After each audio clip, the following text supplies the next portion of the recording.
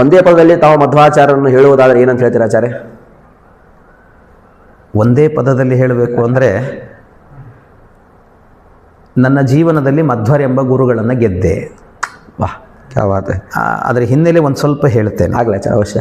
ಏನು ಅಂದರೆ, ತ್ರಿವಿಕ್ರಮ ಪಂಡಿತಾಚಾರ್ಯರಿಗೆ ಮಧ್ವಾಚಾರ್ಯರಿಗೆ ವಾದ ಆಯಿತು.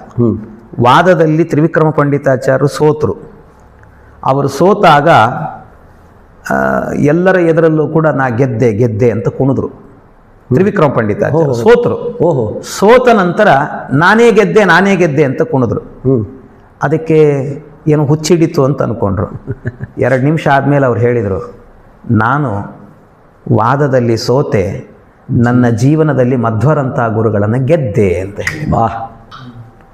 ಅದರಿಂದ ನಾವು ಹೇಳೋದಾದರೆ, ಒಂದೇ ಮಾತಲ್ಲಿ ಮಧ್ವರ ಬಗ್ಗೆ ಹೇಳೋದು ಅಂದರೆ, ನಮ್ಮ ಜೀವನದಲ್ಲಿ ಮಧ್ವರಂಥ ಗುರುಗಳನ್ನು ಗೆದ್ದಿದ್ದೇವೆ. ಏನು ಒಂದೇ ಶಬ್ದದಲ್ಲಿ ಬಹಳ ಆಚಾರ್ಯರ ಬಗ್ಗೆ ಅವರನ್ನ ಬಹಳ ಚಂದ ನಿತ್ಯ ಚಂದ ವರ್ಣಿಸಿದ್ದಾರೆ ಆಚಾರ್ಯ.